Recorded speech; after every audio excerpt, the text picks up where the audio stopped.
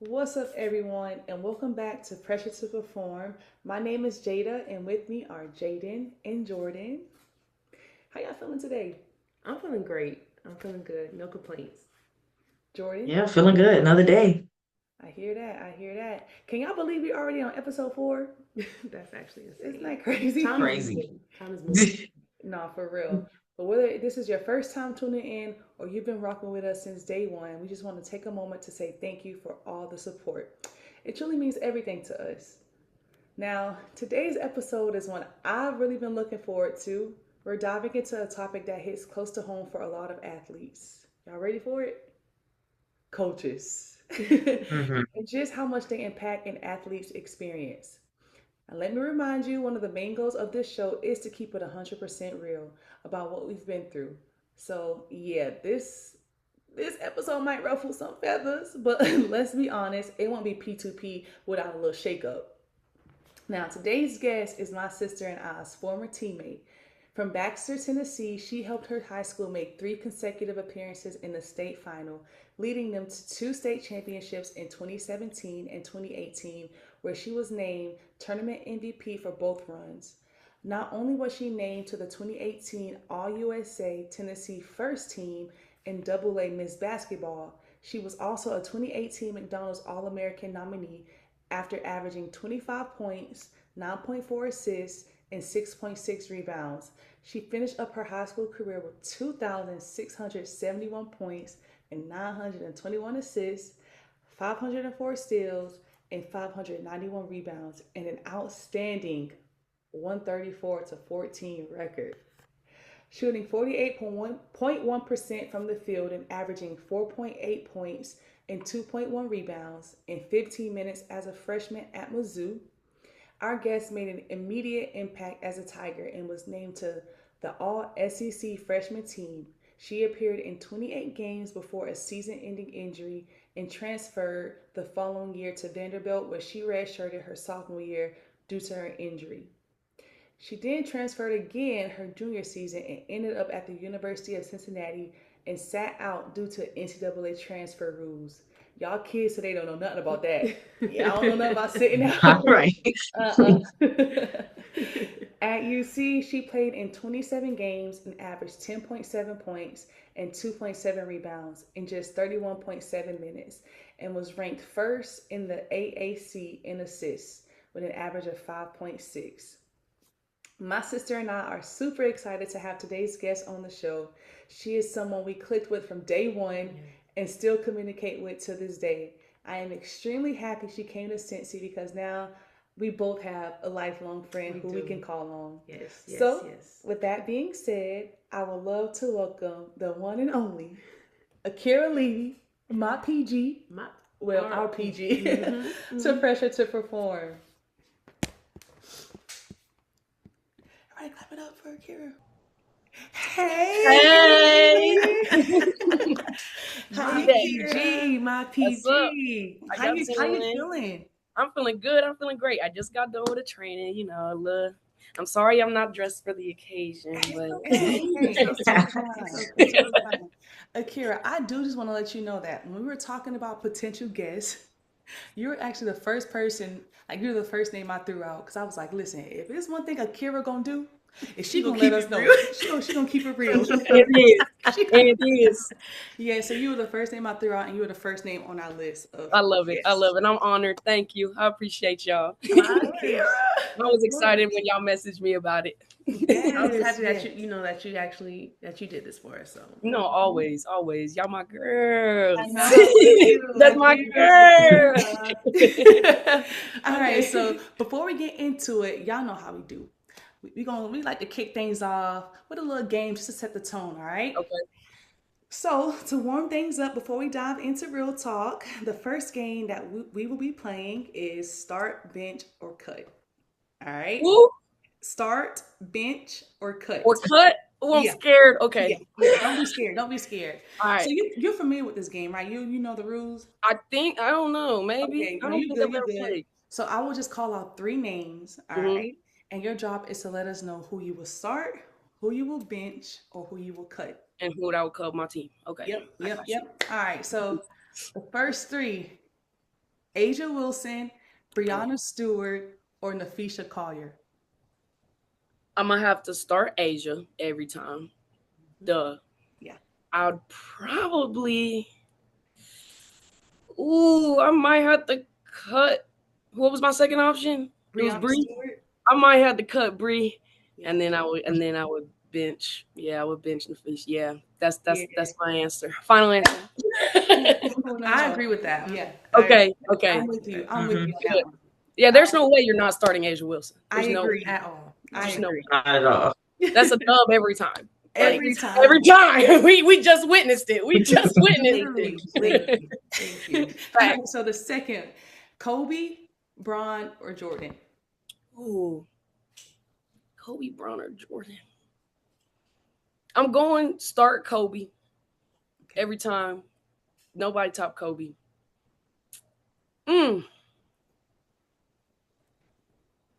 I might have to. Ooh, that's hard. Who would I bench? LeBron or Jordan? I think I'm gonna have to bench Jordan and I'd cut LeBron. I think that's Okay. probably not what people would expect, but I would cut Bron. No, that's valid. That's Mhm. valid. When I saw Yeah. the list, I said I would have to cut Brian myself. I'm just being honest. Yeah, like he is one of the greatest, but Yeah. like Michael though, like it's Michael. Yeah. There's levels to it. There's levels It to it. is. It Yeah, is. Facts. and I know Michael gonna take the shot he need to take every time. I don't know if LeBron gonna take the shot he need to take every time. He be passing it all the time. You do. Take the shot. You the best player on the. Just take the shot. Just take the shot. Simple. Yeah. Simple. Mhm. All right, so now we gonna shake things up. All right. Okay. So we got Janet, Beyonce, or Chris Brown. Cut Chris Brown. Cut him off. Don't like that man. So this is I was thinking about the living, they consider living legends of Uh-huh. music Uh-huh. right now. So who you rocking with? Okay. It was Beyonce, Chris, and Janet. Beyonce starting. Janet on that bench. Chris Brown getting cut every time. I agree. I'm with Yep. you. I'm with Yep. you. Gotta do it. That's solid. Mhm. That's solid. That's That's very Yep. solid. Mm-hmm. All right, last one. All right. Last one. Juju Watkins, Okay. Paige Beckers, Okay. Enrique Ogumawale. Uh-huh. Yeah. That's hard. Oh my God. I'm starting Paige. I just feel like she's overall just top tier at her game. She gonna get it done on both ends, and her game on offense is just she can do everything. I'm probably gonna bench. This is probably biased, but I'm gonna bench Juju just because I love Ju. Like I just love watching her play. Her Same. energy, Yep. everything is so like. And then I would have to cut Enrique, but love Enrique though. She also a baller, but sometimes she be taking dumb shots, and I don't like that. That's why you cutting her. That's why I'm cutting her. That's fine. Literally why I'm cutting. She take dumb threes. Why are you shooting stupid threes right now? Do something. You're making me mad. Nah, I would start Juju because I'm a huge Juju fan. Okay, valid.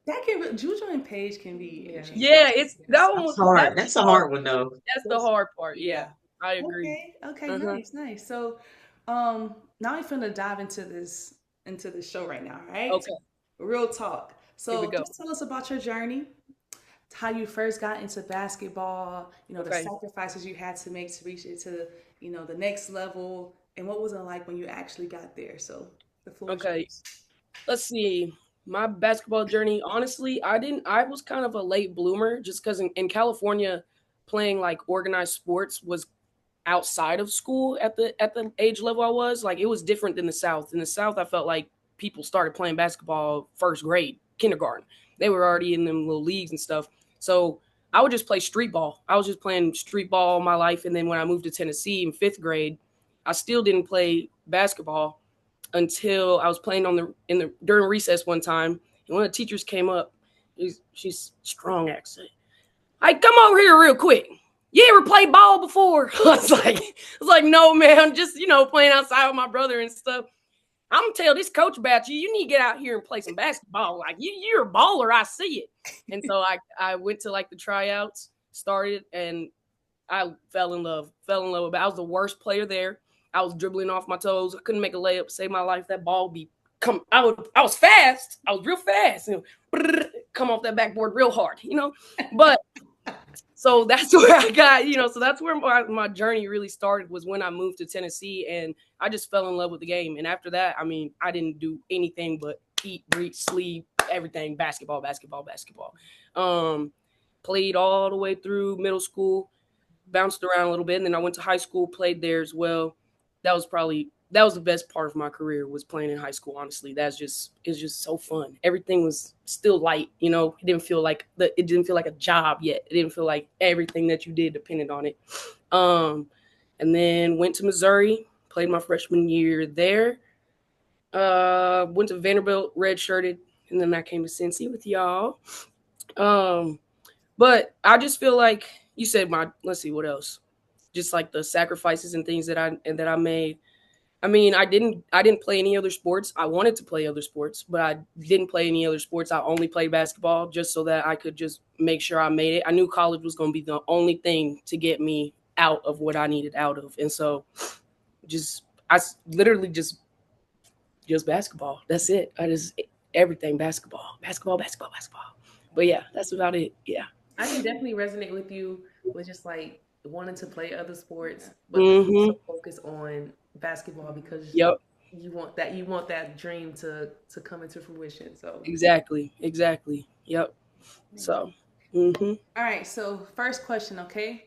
So you transferred 2 times and played at 3 different schools. Mm-hmm. From the outside looking in, some people might say, or some people might hear that and just say, you're the problem, right? Mm-hmm. 3 schools in 4 years. Mm-hmm. Who's really What's going on? What's wrong exactly? with that kid? What's that kid doing? Yes. Exactly. So, but Yes. as we know, there are countless reasons why athletes do decide to transfer. So, can you Yes. just walk us through that journey? What led to those decisions, especially Mm-hmm. leaving Mizzou after such Mm-hmm. a standout freshman year? Thank you for the compliment of my freshman year. I really did. I enjoyed Missouri. I enjoyed my teammates there. That was my only support, was my teammates there. I think the issue that was I know the issue that was there was politics. Losing playing time, losing a starting position, doing all these, you're just losing, losing, losing, and then at the end of the year to find out, well, coach just had her hands tied. She couldn't do anything about it. So once I heard that, it was like, how do I trust you as my coach if you're doing these things because other people are making you do these things? Does that make sense? Yeah. And so I felt as if it was just not a good fit for me in that sense, because that trust was gone now between me and that head coach. I think also difference in opinions on religion and things like that was also a really big thing at Missouri. Um, it just felt like there was not a lot of support there also after I tore my ACL. So like I was saying, basketball was my everything. And then I'm 17, 18 years old and I get that stripped away from me and I'm having surgery, all the things, and I'm 9 hours away from home. That's the farthest I'd ever been away from home. That's the longest I'd ever been away from home. I'm missing my sister. I miss my family. Now my knee's gone. Now I don't have an outlet anymore. And when I did choose an outlet, as in started going to therapy, they have a very strange rule at Missouri that anything that you talk to your therapist about, she is allowed to go talk to your coaches about. wow. And so I would share things in confidence with my therapist, and then it would get brought up in practice. Like, how would you feel? How do you think your sister would feel right now if she knew you were blah, blah? And I'd be like, first of all, how do you know that? You're not supposed to know that. I told what now. So then my second outlet, therapy, got taken away because I don't trust the therapist anymore. So I felt really alone, and I felt that was probably like the first time I ever felt depressed in my life, and I didn't even know what depression was. And so sometimes when I even look back at my journal entries, like from that time, I'm like, I don't want to get out of bed. I can barely eat. I'm like, I don't know what's going on. I've never felt like this before. I'm confused. I'm 17. I don't know what's going on. Like, it's crazy. And so once that unhealthy part started showing at the school, then it was like, I don't think I can stay here anymore. It was also very divided. Diversity wasn't there. There was a black Mizzou and a white Mizzou. So like, even if we were hanging out with people, it was like, well, are we going to white Mizzou or are we going to black Mizzou? why are we doing that? Why is it segregated right now? Like, what year is this? That was 2018, 2019. Why are we segregated like this right now? Yeah. Like, and so that was another Right. thing. It was just not integrated the way that it was supposed to. Like, we weren't. So yeah, it just felt really alone there and felt like everything was really divided and different. And so once that started happening, once that came out, I talked to one of the assistant coaches, and I was like, hey, it's just my time. And they kept me there for a week after I told them I wanted to transfer. They wouldn't let me leave. They wouldn't sign my papers. They wouldn't do anything. They were like, we're not letting you go until like we know for sure you don't want to be here. And I'm like, I'm telling you, I don't want to be here for sure. She would have me meet every day for that whole entire with a new coach every day for a whole week. Girl, let me pack my stuff up and get home. I told y'all. I'm telling you. I'm tired. I don't want to sit here anymore. Let me leave. What are you looking for? Exactly. You really want me to be mean right now. I'm not trying to be mean. I'm trying to just part ways and go Exactly. and do what we have to do. So yeah, it just ended up being a lot for an 18-year-old, 17-year-old to handle in that moment. So yeah. So that's why I transferred from there. Do you want me to keep going and tell y'all Vanderbilt or all of that? What you want? You can let us know about it's your story. story. You let us know. We Yeah, wanna- whatever you want to share. Yeah. All right. Let us know. Let's see. Vanderbilt, Lord, that was a weird place. That was a very strange school. Very strange school. You would think that the medical would be really good there, but my knee took so many steps back from whenever I transferred from Missouri to Vanderbilt. That was another thing though, is my surgery got botched at Missouri. So my first surgery, apparently he did some terrible stuff. I think y'all were there at Cincinnati when they told me I had to get second surgery. Mm-hmm. But I was cleared at Vanderbilt. I had been practicing, I had been playing, blah, blah, blah, blah, blah. Then I get to Cincy and they're like, you need surgery immediately. And so that was another thing that was hard at Vanderbilt was I wasn't getting the care that I needed. I also mentally, from going what I went through at Missouri, was still kind of in that mindset of like, I don't even know if I can do this anymore. Like my knees getting worse and da da da da. And when I would try to go get support, shout out Miss Vicky, that was the best therapist I ever had. She had my back. She advocated for me as a person first, not just the athlete, which was way better than what we were getting from our coaches there. At Vanderbilt, you are a player, and that is what you are, and nothing else matters. And so sometimes I would be in therapy. My counseling session would go a little bit longer, and I'd be like 10 minutes late for practice. Miss Vicky would call, hey, Akira's on her way. I kept her a little bit longer today. We needed a little bit longer session. As soon as I walk in that gym, punishment every time. Didn't matter if I was in counseling. Does not matter. Doesn't matter if you were in that training room and my knee was busting. I'm with the trainer. Punishment. You're 10 minutes late. Punishment. 10 minutes of punishment every single time. Did not matter. So that was like really hard for me to like, I'm telling these coaches, hey, I'm struggling like mentally. This school is hard. Vanderbilt is an Ivy League school. Listen, baby, I'm smart. Yeah, I'm smart, but I ain't Ivy League smart now. And y'all knew that whenever y'all had to write that cover letter and stuff. So listen, you know what I'm saying? Like, I'm struggling. This is hard. And they just did not care. And I'm like, I don't care either. I'm done. I hate it here. So the second, yo, I freaking miss this. Oh my gosh. Oh my gosh. Yo, once that COVID hit, baby, and they were like, listen, if you feel unsafe because of COVID, you don't have to play no more. I said, count me in that one right there. I'm scared. I'm terrified. Literally. Yep. I'm terrified. I don't want to play. I don't want to play no more. So then I was just a student there, which was also strange. After that, I wasn't allowed in the gym anymore. I wasn't allowed in the training room anymore. Wasn't allowed to do anything with the team.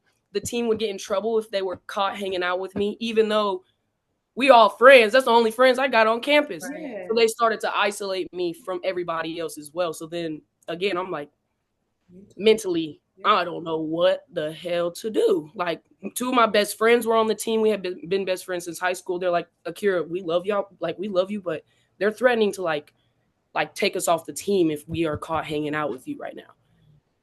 It was insane. To me, it sounds like it was kind of deeper than just you being a player. I don't know. That's kind of weird. Hearing it, Yes, like, dang. very weird. It was very weird, very weird energy. So yeah, that's why Vanderbilt just ended up just not working out. But I will say I can hold myself accountable and say that my mental did play a big part in all of that as well. Like, I really was really, really depressed and felt alone, and I did not know what to do with that. And it felt like when I did reach out or when I did try to get the help that I needed, it was like I was getting in trouble for that, or I was, well, that's not important right now. We need to focus on this. If my mental isn't okay, I'm not going to perform on the court anyways. If my emotional state and my mental state is not where it needs to be, I'm not going to be the same player on the court either. I'm not going to be the same teammate. My brain not going to be working the same way that it needs to. And so I felt as if those things should have gone hand in hand for real. And it wasn't. It was not important. Mental was not important there. So that was really hard. I will say Cincinnati did a great job on that. Shout out Deb. Deb was a really good therapist to me. She did a great job. Yeah, but it was good. Yeah, I think that's about it. Then I ended up at Cincy. And y'all know how that went. Hey, we go. Look, so it is crazy because, like, not crazy, but all of us on here knows how that went too. Yeah. We've experienced the same thing. Yeah. Or the same Mm-hmm. So we Same can person. say that. We can say that a little later in this episode. Mm-hmm. right. Mm-hmm. Yeah. We can have a 30-minute hour segment just for that right there. Yeah. Like 2, 3, Yeah. 2, 3, 4, 5. No, I'm joking. Yeah, like, Right. yeah. Oh, Yeah. Cincy. Anyway, All right, I have a yeah. right. I have a like general kind of coaching question for you based on what you just said. So like obviously the coaches you have had affected you in some way, one or another. Like how do you feel that like a single coach can affect the culture of the team? Because outside looking in, people just see the team. Yes. And if on the court if things aren't going well, oh, it's the team. They got stuff going on. But how much does a coach really affect that? The locker room, the team vibes, like the trust. What role do they play in that to you? I am a firm believer, just as every other organization or company or team works, that it starts at the head. If your head is a mess, if it is messy up here, if they aren't doing what they need to be doing, it's going to trickle down and it's going to fall on that team every single time. And I think that's a great question. I think that's one of the biggest problems with college basketball is it's always, well, that team, they probably have issues in the locker room. Well, who's helping them through those issues? Is their head coach in there while they need to be working through these? Is their head coach having meetings with their team? Is the staff and the head coach, are they one-minded? Are they one body? Because I felt like that was always an issue of head coach is on this side, but the assistant coaches are like, we don't agree with that. And you can feel that as players. And so once that starts happening up here, that's gonna trickle down every time onto the team. So I think that they play a huge role in that. I think coaches play a huge role in that, and not just the head coach, but the assistant coaches as well. Sure. Yeah. Yep. If that answers your question, that was good. Yeah, no, that does. Because it's so true. Like people think it's just the locker room, but okay, how is the locker room getting to that point to look like that? Correct. Like what is, and like you said, what is being done about it if that Correct. is what it looks like, and who's the one leading that? So, nah, trust that. That makes complete sense. Yes, that's why we see places like South Carolina and UConn that stay at the top because their head coach stays at the top. They hold themselves to those high standards and they follow those high standards. The rest of that team and the rest of their staff is going to do the same. So, I agree. So you did not decide to play after college. So growing up, did you have dreams of playing professionally? Oh yeah, girl. Why did you not continue to play after college? I had big dreams. I thought I was gonna be best point guard in the WNBA. Don't play with me. Everybody was gonna know Akira Levy. But I think after going through what I went through at Cincinnati, I was done. I did not trust another coach because I knew her since I was 13. Like, she recruited me when I was literally fresh, right? And so she knew me for that at that point 10 years of my life. How can I know somebody for 10 years and they turn around and do stuff like that to me? How could I? It felt like I couldn't trust myself to make the right decision anymore and pick the next school that was actually going to be a good fit. I lost trust within myself, and I felt as if the love for the game had left as a player. Does that, like, I still loved the game. I still love basketball, but as a player, it didn't feel like love anymore. It felt like, oh my God, I got to go workouts. Oh my God, I got to go practice. I don't want to do that anymore. I'm tired of doing the same thing to get the same result. So that played a huge part in it. And then as well, my knee, because at the end of Cincinnati, my knee was worse than it had ever been. I don't know if y'all know this, but after every game, I was getting steroid shots in my knee after every single game. I didn't know after every game, but I do know every game. You were playing dang near the whole game. Mm-hmm. Yeah. And then I broke my collar. I broke my clavicle. She never took me to get that fixed. So I finished the season on a broken clavicle. And she was shooting steroids in my knee after every game. And then when I would go to visits, they're like, they should have never put that much steroids in your knee. All it did was weaken it. And so at the end of the season, my knee hurt worse than it had ever hurt in my whole entire life. And so in my mind, I'm like, I've already been told if I have to have another surgery or whatever, I'm not going to be able to play catch with my kids one day, or I'm not going to be able to do things in the future that I want to do. So do I want to have a good quality of life later, or do I want to play for 2 more years? And in the grand scheme, I was like, I would rather be able to be a good coach for a longer time and be able to move around, walk around, do the things I need to do whenever I'm old and, you know, getting crippled and stuff. And so that was another big reason of why I decided not to play anymore after. Yeah. Just listening to that, I'm telling you, I don't think people really understand like what we really went through. Yeah. Because just hearing this, it kind of reminds me of my journey as far as like making that next decision to transfer. Mm-hmm. Coming into college, I did think about going, you know, playing professionally, but after 4 years, I was like, you know what, I'm done. But I understand exactly where you're coming from as far as like just making that decision, like, do I want to play or not? Mm-hmm. Yeah, you made a great point, because I never thought about it, but just hearing you say that, I'm like, dang, that might have been the case. Like for me, thinking about taking my 5th year, before we weren't going to take it because of what we went through at UC. Like I had no trust in coaches. I had no trust. No one's like I didn't even want to risk the chance of going through what I just went through again. And so it's like, I was so afraid of making the wrong decision. I started feeling like the choice that I made wasn't the right decision. Wasn't right. You should never have to feel that way. Like it's crazy that we even feel like, and people don't realize though, like when you really think about it, like we're actually committing to the coach initially. Correct. So like when the trust is broken with them, it's like, okay, now like it's like now what? It's like they're the ones that we are committing to at the beginning at the end of the day. And like on top of that, collectively as a team, like to this day I always say because you came our junior year. My junior team is by far my favorite team in college, because like we all leaned on each other. I mean, we were all going through the same thing anyway. So we gotta find a way. We gotta do something. When the whole team gotta get emotional support animals, you know something's going on.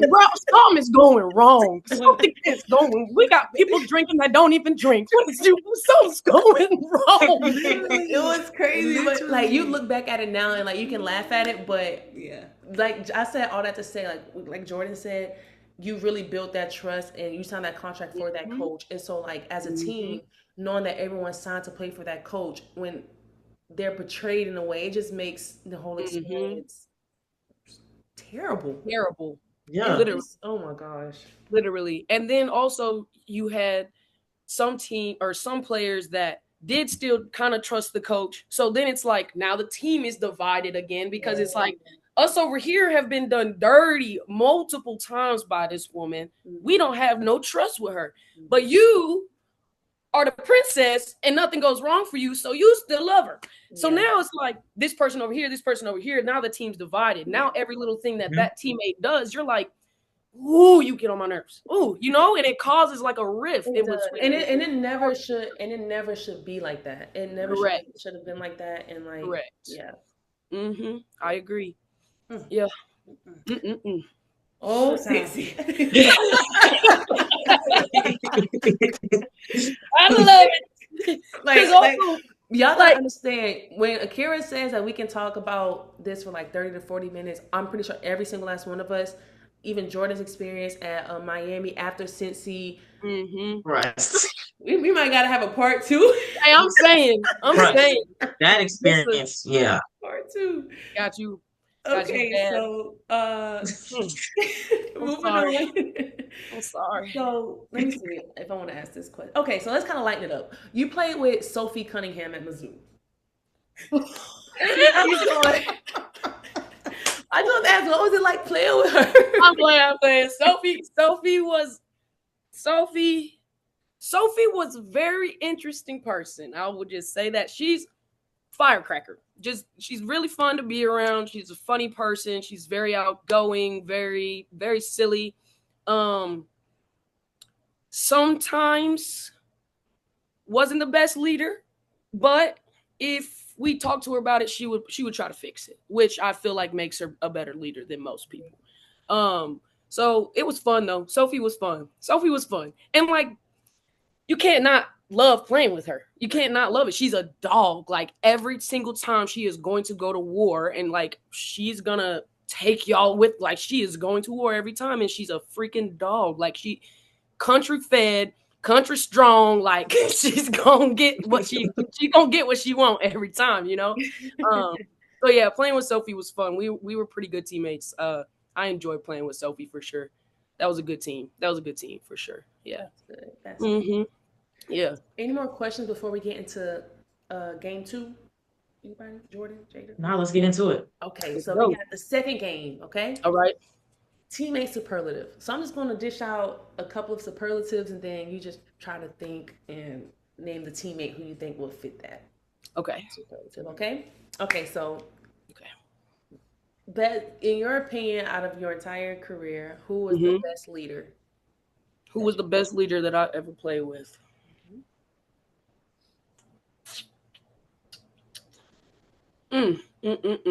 That's a good question.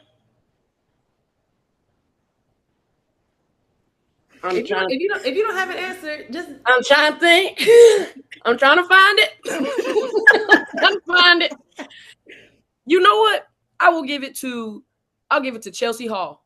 She played at Vanderbilt. She was the point guard there. Loved Chelsea. That was a great teammate, great leader, great friend. She was a dog. She was going to work hard, and she was always going to treat you with respect, kindness, but also push you to be better. So Chelsea Hall and maybe Mariela Fasula. That's also Vanderbilt, but they were both really great leaders. Mariela Fasula, crazy post player. Loved playing with her, and she was a good leader. Yeah. Sometimes she was a little bit of a baby. Boss, if you watch this, you was a little bit of a baby. But you know. Oh my gosh. Okay. Shout out to them too. Yo. All right. The most clutch player. Shoot. You might as well throw yourself in there at this point. Literally. Akira, I won't give it to myself. Clutch player. I'll probably give that to Sophie. I'd give that to Sophie. Like she was gonna show up at the end. She was gonna get it done. Yeah. Okay. I'll give it to Sophie. Who would you not let your child date? I think I know this answer. Are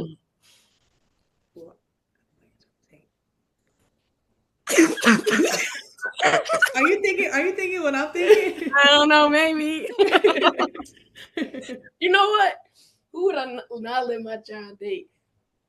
Chella. Not C-Money. C-Money. No, Chella's not around my my daughter at all. Listen, you know what? See Oh money. my gosh, see money. She had to push. She did not. I love her though. If you watch She it, funny. She funny. I love Chella. I love Chella too. I love Chella. She's so funny, but she cannot date my daughter. She's probably gonna crack up when she sees this. She most definitely gonna. She is. She is. Okay, so who was the biggest prankster? If you had biggest prankster.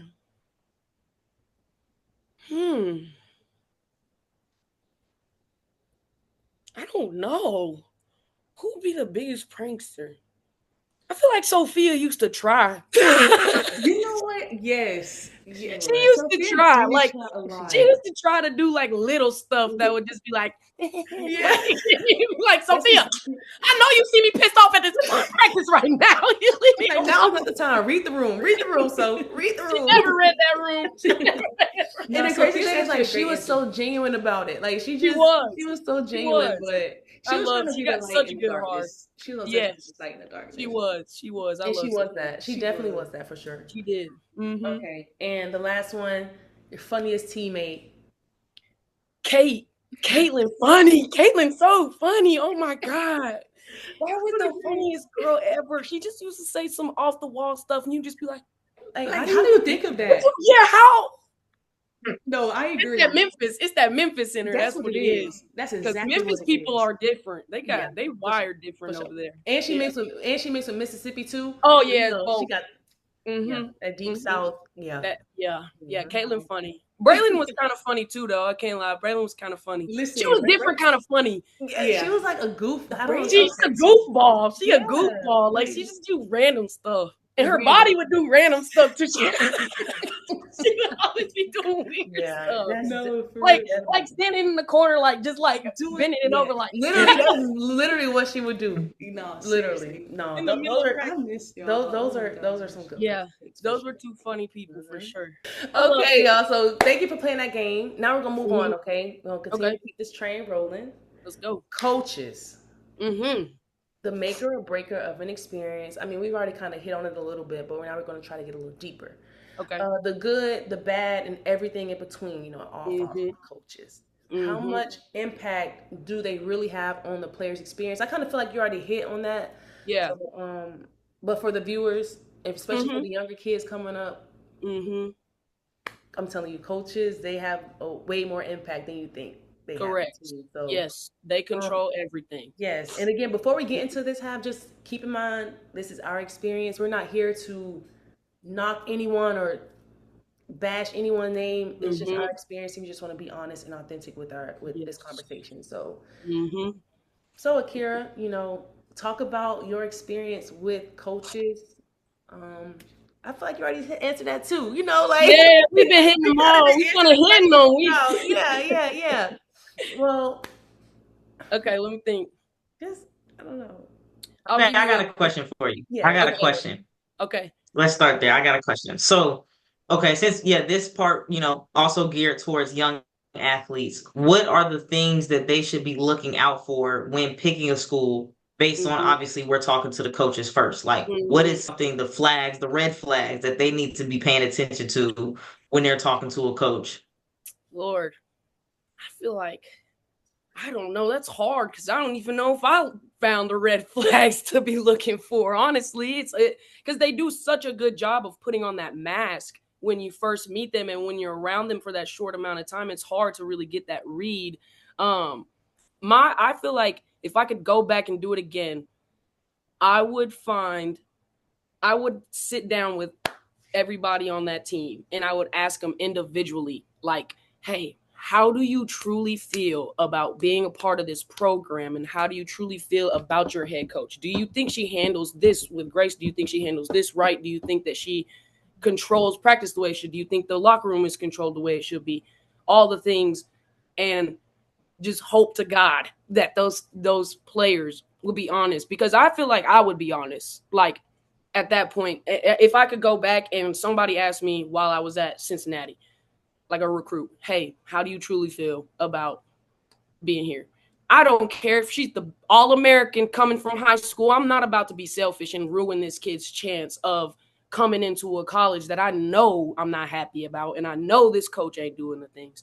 So I think that's something I would do to, I guess, figure it out a little bit more, like see how the players truly feel while they're there, if that makes sense. I also think red flags would be really showboaty coaches. I think when they like try to make it a bit, I don't know, like you're never the only recruit. And so you always have to remember you're not the only point guard that they want. Doesn't matter what they're saying. Doesn't matter if they're saying, "Hey, you're what we want. You're the best point guard. You fit our program." Blah blah blah blah blah.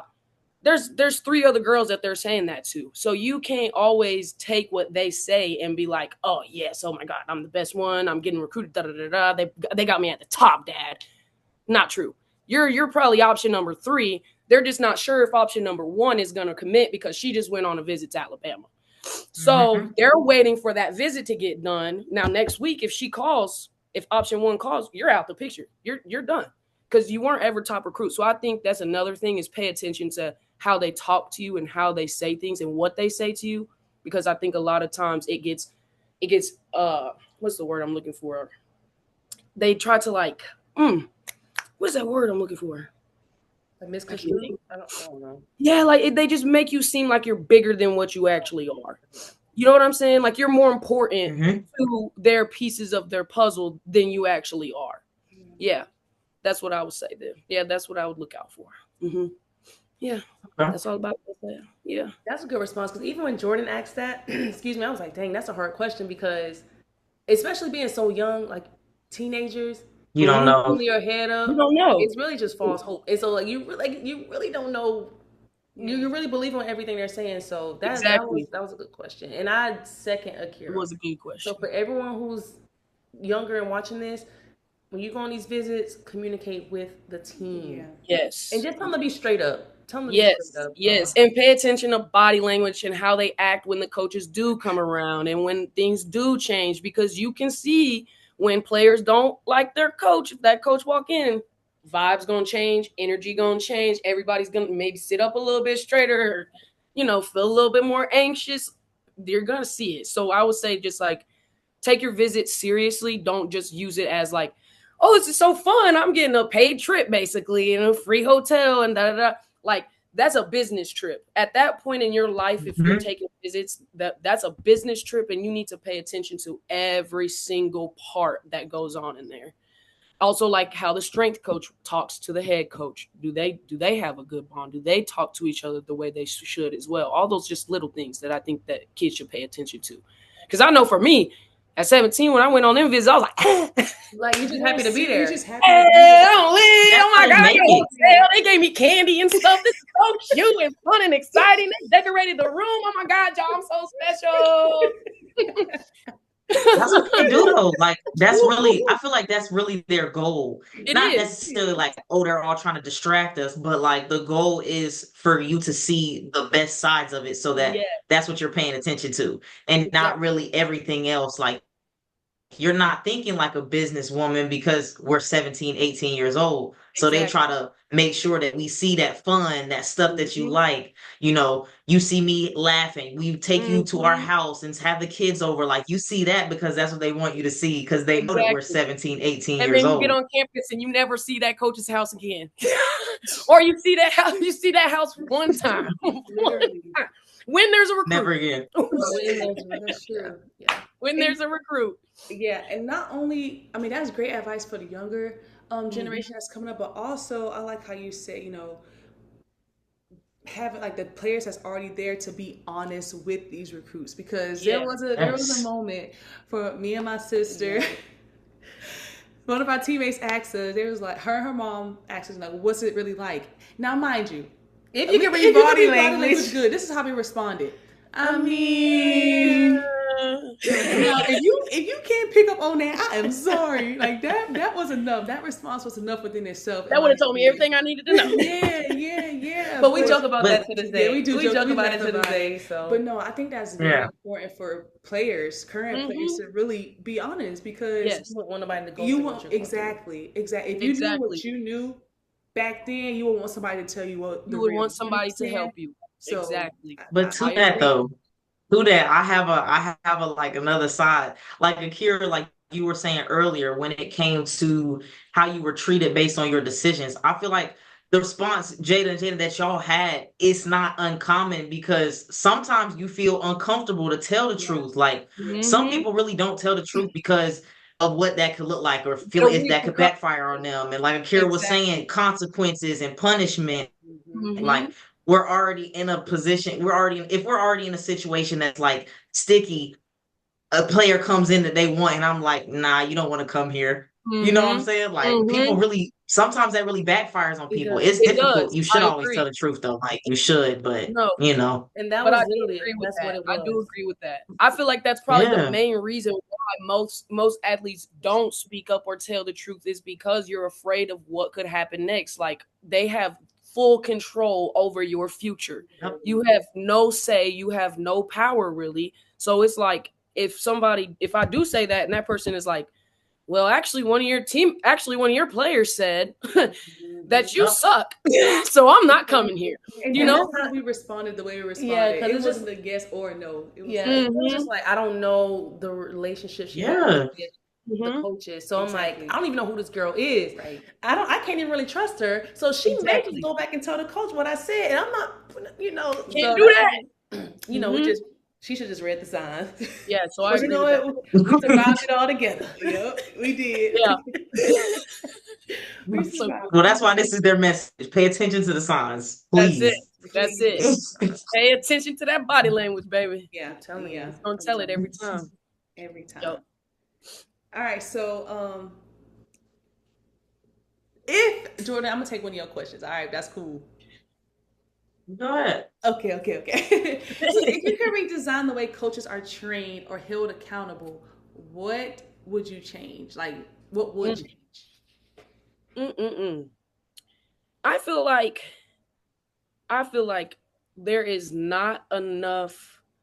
So I think it starts a little bit bigger than just focusing on the coaches. I think there's not enough support for players to speak up about the things like that we're saying. So like if a coach is not, doing da-da-da-da-da, as a player, you feel like it doesn't matter if I go talk to the AD. Doesn't matter if I go talk to this person. Doesn't matter because things aren't going to change. And then I'm just going to keep being in the doghouse because now they know I'm going up to the office and I'm talking to the AD.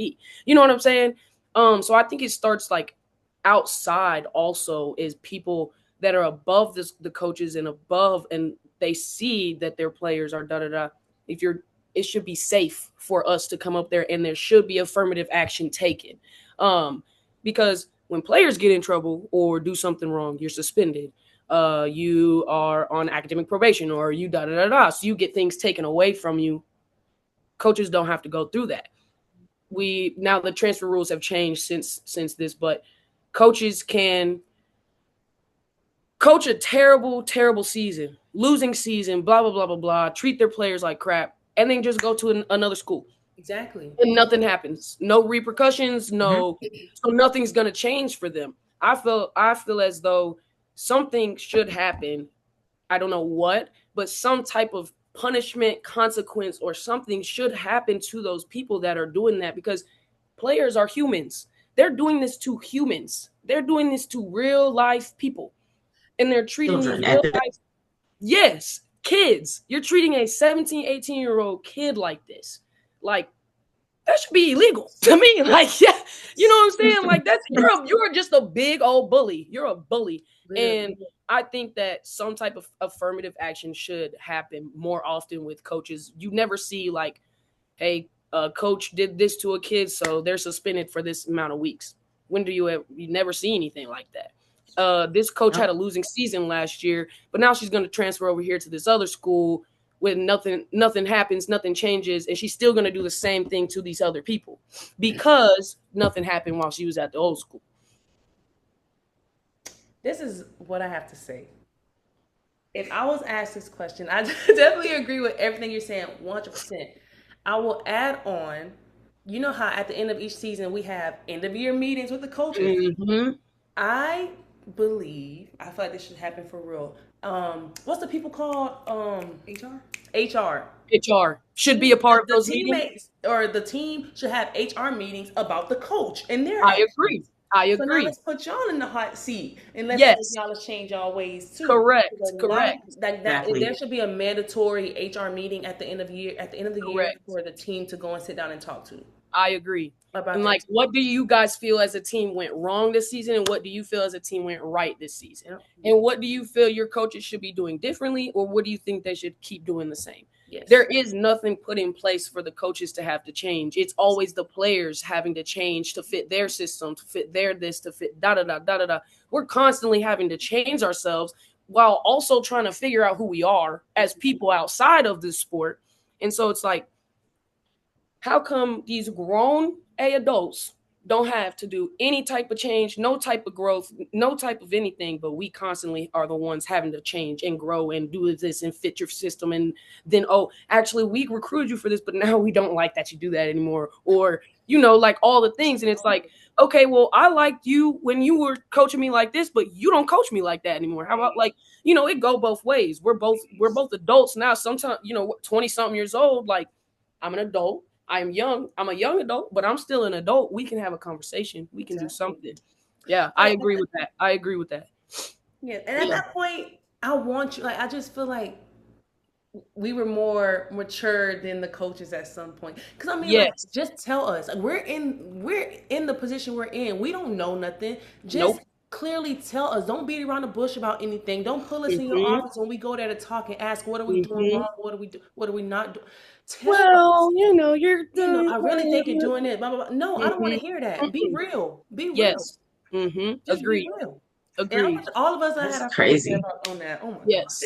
God. Yeah, it's crazy. And it's like the only times we do get to talk, we're put in positions that can only hurt us if we say the things that we really feel. Like we're never in a position to talk to people that we can actually feel comfortable and tell the truth to, because it's coaches meetings. Oh, we're talking to the person who's in the athletic department who I just saw hugging my coach last week. Like we're not in any position to tell the truth and be comfortable that we're not going to get punished for it, which is actually kind of crazy when you really think about it. Yes. Yeah. No one has our back. No one has your back in any type of situation in college unless you have good teammates. Unless you have good teammates. If you don't have good teammates, your season's gonna probably suck because if your coaches suck, you know what I mean? If your coaches suck, your teammates suck, everything's gonna suck. Yeah. But I feel like the only support we had was with our teammates. Yeah, I was just about to say that. Like our teammates, having great teammates most definitely help, but at the same time, they can only do so much to help us and support us too, because they're going through the same thing that we're experiencing. So it's just like, who can we really turn to? I mean, you go talk to your parents and talk to people outside, but they can't do anything either. First and foremost, they can't relate. I can tell my mom or my dad what's going on over and over and over again. But I always used to tell them, you have to be in it to actually understand what we're going through. Yes. So, I appreciate all of that. Go do this, go do that. Just play your part. I'm tired of playing my part. Yes. I need help. I am struggling. Yes. I'm going to be honest. My college experience introduced me to mental health. I never understood the whole mental health issue thing until I got to college. And when I tell you I was out bad, I was out bad. It was a point to my junior year. At the end of that season, I lost 14 pounds from just stressing. I used to literally wake up and text my mama crying, I don't want to go to practice. I can't do this anymore. The following season, my senior year, I ended up losing 12 pounds from stress. But you know what? My senior season, I was actually proud of how I handled myself. Some may call it petty. But I had to do what I had to do to survive. No, you did what you had to do. You had to do what you had to do. That's what I call it. And then on top of that, we're talking about the support. I must say, our senior year, Miss Lanisha, Dr. Lanisha, she came in. Yeah, she was a good one too. She was amazing. Yeah, she was there with you? Was that? She got there, I think. At the end. I think she got there. She got there at the very end. Because then Deb left. Because Deb left, she came in. Exactly. Yep. But y'all, we were going through so much at UC that we literally had team therapy sessions because everyone literally needed that. I mean, even the best player, everybody needed their possessions. And I must say, we talk about the support. I can definitely give credit to UC and Dr. Lanisha for that. Yeah. Correct. I agree. And even Taylor. Taylor did a good job too. Because she didn't agree with a lot of stuff either. Yeah. Shout out to Taylor too. Shout out Taylor. Yeah. So that was having that good support system was one. When we were at Miami, Jordan, I don't really remember. Was there really like a support system? There's no support system there. There's none. And like, y'all came in when we had just come out of probably one of the worst things that had happened in women's basketball in a minute. So like there was no support. There was no nothing. Because for one, the athletic department wasn't even truly on our sides anyways when you really dive into that situation. So there was nothing there. That's so unfortunate. It's unfortunate how frequent this happens at so many different schools at so many different levels. Like it doesn't matter if you go D1, D2, D3, NAIA. I feel like smaller schools do a little bit better job because they can be a little bit more personable with their players. But I think the higher you go, the worse it gets. Like the worse the coaches, they're allowed to get away with more. I feel as like they're allowed to do things that I think some smaller schools pay more attention to. As long as the program is up and running, I think at a lot of schools, that's all they care about. As long as they're doing something over there and maybe winning 1 or 2 games, because we never won at Cincinnati, by the way. We sucked. We sucked. Just call it like it is. We really did. And but the crazy thing about we had so many good parts. We had every piece. We had every piece we needed to be successful. Every single piece. I feel like that's the story of so many teams. I swear. That's the story of so many teams. I feel like they got all the pieces. You look and be like, that team could be crazy. Then good. Yet they're 2-24. Yep. I feel like announcers always say stuff like that. They have all the right pieces. They look they just can't get it together. They can't get it together. Ooh, well, somebody over there is supposed to be putting it together. So we're just doing what we told. I'm what was she? Ooh, that's all you. Yeah. Cross the street! Cross the street! Akira. But at the end of the day, I think, and we kind of spoke about this last episode, my advice to the younger generation who may experience not having that support system, to find something or somebody outside of athletics. Yes. I think that's really like the best thing that can really I agree. happen, or just help someone in that situation, just to find something. I agree. Outside and on to that, I think, like we're saying, your teammates are going to be your biggest support system. So make sure are you paying attention to the coaching staff and blah, blah, blah. Pay attention to who's going to be your teammates. Watch games. Watch how they play with each other. Watch how they interact with each other.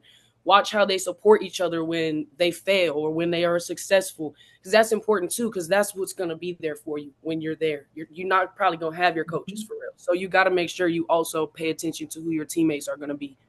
I think that's very important. Any questions? Jordan, you got something else? That's good. I guess my last question for you is, we're going to flip it on the other side. What makes a good coach to you? And I know you said earlier, you talked about like you coaching and stuff. What are the things that you want to implement that may be different from what you've experienced? That's a good question. I think being a good coach means seeing your players as people first. I think that's utmost importance, is we're always remembering that these are not just players. These are not just a pawn in a game. These are kids. These are real people. And it goes deeper than just them performing for you. They're not just, we're not coming here just to perform for you. I feel like a good coach is personable. I think a good coach checks in on their teammates or on their team. I think a good coach focuses on having that relationship, because I also feel, I think boys are a little bit different. Boys just are, it's innate to them to just want to be competition, like that's just how they feel. Girls, sometimes it's not like that. You know what I'm saying? Like if we have a good coach, we're going to play a little bit harder for you because we trust you with our lives. That's how girls are. That's just how we're wired a little different.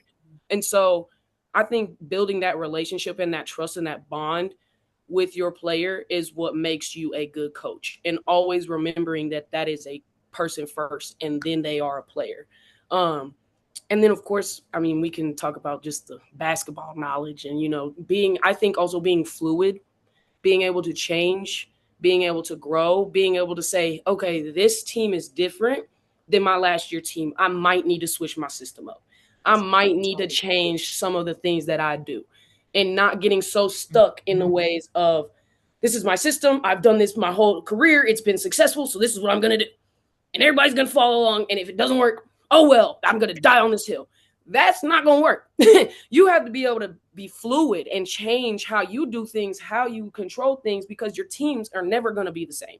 Don't matter who you recruit to fit your system. Exactly. You're never going to find every perfect piece to fit your system. You got to be able to adapt. I think that's what makes a great coach, is when they're able to adapt and change their systems, the way they look at things, the way they see things, and always building that relationship, that trust, that bond with their players. Yeah. That's what I would say. Okay. Yeah. That's great. You mentioned about wanting to play for your coach, and that definitely sets the tone for everything. And it kind of goes like everything starting at the head. But when we're talking about actual PT, or not even just PT, but just being there and wanting to play for your coach, like that's everything. If you don't like your coach, it's just like, well, shoot, I don't care. Ain't with all this. Ain't got literally. This is my favorite line my senior year. This ain't got nothing to do with me at all. Wipe my hands off with it. Hey, I'm telling you, you got it. I'm telling you. Just give it to you. You got it. I'm gonna give it to you, and I'm gonna give it to God, because I don't know what to do no more. Because if God don't do it, it won't get done. It's not gonna get done. It ain't gonna get done. It's not gonna get done. Woo! So yes, I agree for sure. That's so funny. Y'all are funny. I miss y'all. No, I miss you too. And listen, we wrapping this up right now, but I'm telling you, Akira, I have nothing but love for you. Like, I miss you so much. Yes, I love like y'all. My sister said, junior year team is by far my favorite. Just know y'all that was a great time. Everybody getting an invite to the wedding. So if you get an invite to the wedding, you know we in the game. We locked in. Oh, I'm gonna turn that up. Okay. Jordan, this is Akira. I'm gonna hit that. Listen, a lot of my most memorable moments has been with Akira, hands down. Same. Seriously though, I would love to talk. I would talk all night, but like I said, even just little stuff, even in the locker room, on the basketball court, we just constantly had energy and brought energy to each other. Like, y'all gave me life sometimes, for real. So I appreciate y'all. So now say the same thing. I told you we've been in this together, so we were just like that. Chatting it. And Jordan, I already know, I can tell you so genuine, and I love you too. I appreciate that. That's all. Always. I love good people. Freshman year, it was always me, my sister, and Jordan. That was the three our freshman year. I love that. Yes. Then she transferred out, and so don't blame me. Don't blame you at all. Smart. Look, I know, right? So did. Look, I was smart. I should have took notes. Woo, Lord. But no, let's not get started. Listen, at the end of the day, we survived. By the help of God, by the grace of God, we survived. But I kind of want to end with this though. Just think about it. And we're talking about the impact that coaches have. I don't think that they really understand the impact that they have on the players. Because I'm gonna be real with you, I am still to this day healing. If I'm being honest, I'm healing over what I went through in college, and I feel like no player should ever go through that. The love of the game should never be stripped. And when you said that earlier, I literally had tears coming to my eyes, because I'm like, yes, we all went through the same thing. It should have never been that way ever. And they just don't understand the impact they have. I feel like if they did, then it would have been different. And I'll never forget Coach Dixon. Yeah. She said she went to, shout out to Coach Dixon. I love Coach Dixon, man. That was a good one. Coach Knox. Okay, let's preface this. Coach Knox, Coach Dixon, Coach Kobe. Yeah. Y'all was good people. Look, but Coach Dixon told us, she said she went to a coach's clinic, and then she said the question was asked, if you were a player, would you play for yourself? And I feel like a lot of coaches need to ask that. Yep, I agree. I agree. That's a great question. That is. Come on now. And she said that's what she lives by. And then I can tell. Yeah. Just by how Yes, she you acts, can. just her at her, just a person, Yep. a coach. She fought for us. When we couldn't fight for ourselves, Coach Dixon, she fought for us. And I will every always coach that did fight for us ended up having to leave. And then we were really left with nobody. But yes, Coach Dixon, that's a good one. I like that. I'd like to think that I would play for myself, so that's good. I like that. Good. And I could you're so energetic, and and that's the thing. I feel like if any one of us were to get back into coaching, well, you're obviously there now, because of what we went through, we wouldn't want players to experience what we went through. So we're going to make their experience 10 times better and more enjoyable, at least while they're with us. Now, when they get to the next level, because of what we went through as well, we can also, like we just did, tell them what to look for. Yes. And then, kind of help them in that way. But at the end of the day, they're going to make their decision. But exactly. I agree, though. I agree. And I think what y'all are doing is great. I think this is going to help keep spreading the word about like what really be going on behind closed doors in every level of basketball. So good job to y'all. Good job. Thank you. Thank you. Appreciate that. Very proud. At the end of the day, we just really want to help out the younger generation. And then also give former players the opportunity to express themselves, because it's a lot of people, not just basketball, but like sports in general, who have really went through some real deal mess. And we hold that stuff in, and just giving people the opportunities to finally express themselves and just tell their stories and to heal. It's like a little therapy session. It is a little therapy session. It is. It really is. And it feels nice to know that you're not alone. Like you're not the only, like you sometimes feel like, well, maybe it's just me, or maybe it's just this coach, or maybe it happens everywhere, and it happens all over the freaking world, and it happens at every level. It happens with every sport. So it feels like a little bit nicer to know, like, okay, like I wasn't the problem. Like this, like everybody else has gone through the same thing. You know what I mean? So it makes you feel less alone in that. So yeah, very good. Y'all, so I do have one more thing. It just came to my mind. So when it comes to coaching, Akira, you were our PG, everything, you facilitator, everything came through you. Were there moments, and not even just at UC, but throughout your career, were there moments where you felt like coaches were using you? Like, how can I explain? Like for me, when I was at Miami and I hit like a mental slump, that's when I kind of felt like coaches only use you when you're benefiting them. When you're beneficial. Yes, I agree. I agree. Okay, because when I went in that slump, and it's crazy, I've been in like 5, maybe 6 games, and like they would come to me and be like, oh, something's wrong with you. Then they start making you feel bad for for going through what you're going through for real. And it wasn't until the head coach at the time asked me, like, Jaden, like, are you okay? And I told him, I was like, I'm actually not okay. Like, I'm in my head. I don't know how to get out. But that was a lesson within itself, because I realized people really only use you when it's beneficial. I agree. I think that goes back. Yes. I think that goes back to coaches treating their players like people first. Because if they're only focused on you being a player, then they're only focused on what you can do for them and how you're going to perform. And so, but if they truly care about you as a person, they care about you as the kid you are, they're going to be like, hey, do we need to go to therapy? Do we need to start having like a weekly meeting or something that can help you kind of just talk through things that you're in your head about? What can we do to help you as a person first? Because if you're not right, mind, body, soul, you're not going to be right as a player for me anyways. But I also feel like coaches don't take that time to do that. And so that is where the issue comes, and you feel used, and you feel like, well, now I'm not important anymore because I'm not performing.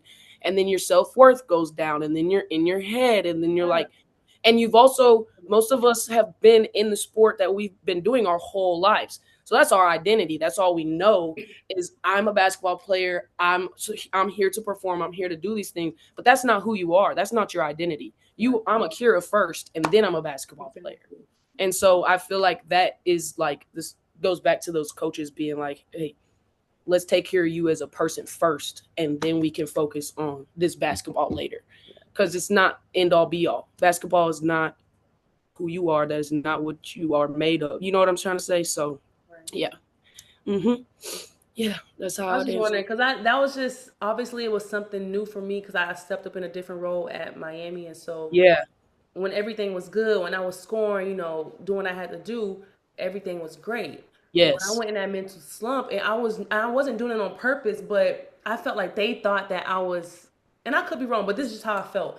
They yeah, thought that I was just doing that just to do that, But just I to was do it. actually in my head, I was really at rock bottom. I didn't know how to pull myself up, and so Mm-hmm. then I would meet with them and be like, if you don't want this, how many times I heard that? If you don't want this, we can get this to that Yeah, place. we can do It's the. not that I don't want it; it's that I need help. I And I hate feel that like y'all aren't seeing that I need help because I'm not giving y'all what y'all want at this time. Correct. But as soon as he took the time to be like, "Hey, are you okay? Like, what's going on?" That's all I needed. And That's all you needed. I never knew the power of someone asking like, "Are you okay?" That was my first time experiencing that. And then after that, I scored 27 points the next Did it day. again. There we go. See, easy. It's an easy fix. It really is. Like, just care. Just care a little bit. Yeah. They just have to care about you a little bit. So, but yeah, I agree. Right, that just came to my head. It was just No, something. that was a good question. No, I appreciate it, and I'm sorry you went through that. But yeah, that was a good question. Girl. Yeah. Let me tell you, I'm good. I'm We good. good. I We feel out. like I done went through so much. Yeah. The first 4 years, by the time I got to my 5th year, I felt like I could have handled anything. No, and so yes. I was just It couldn't go nowhere but up after that. Honestly, couldn't go nowhere but up. Yeah, I agree. I agree. That's it. I don't have any more questions. I actually enjoyed this conversation. Yeah, I did too. This was good talk. Good talk. Yeah. yes. Akira, again, we want to say thank you so much Always. for joining us. Thank y'all. Yeah, this is by far probably this is like my favorite episode to Oh. date. I'm not even gonna lie, this is my favorite episode to date. I've been waiting to talk about this. I'm like, man, You're a clown. Nah, thank y'all though, for real. But no, I hope you have an amazing night, and you already know we're gonna stay in touch. We're gonna stay. Yes, you already know. Always, I'm excited to see this all put together too. Yay! Yes. Thank you. Always, I love y'all for real. Jordan, it was nice to meet you. I appreciate you. I'm probably gonna follow you on Instagram after this. Don't think for sure. Okay, thank y'all, man.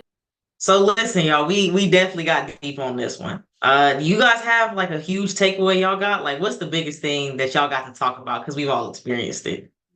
I think the biggest thing for me that we spoke about was just the impact that coaches have. For me, I would just say the biggest thing I got from this is, let's see. I'm not the only one who experienced it. It's more people that has experienced it. You know what I'm saying? And it has taken a toll on a lot of athletes. And yeah, that's the biggest thing. Like in a way, and it may sound bad, but it makes me feel good on that I'm not the only person who actually feels this way. You know what I'm saying? So that's what I got from it. I had to think about that a little bit. Yeah. I just think it's sad that we all go through this, but it's something that can bring us together, and that's what Pressure to Perform is about. To have a platform to speak about it and then inspire any youth that may be watching. So we just want to thank you guys for tuning in to another episode of Pressure to Perform. We have so much more coming and much more in store. And so just remember that we got episodes dropping every other week. Subscribe and follow us on all of our social media to stay up to date on everything. And we want to thank y'all for watching. Yes, thank y'all so much.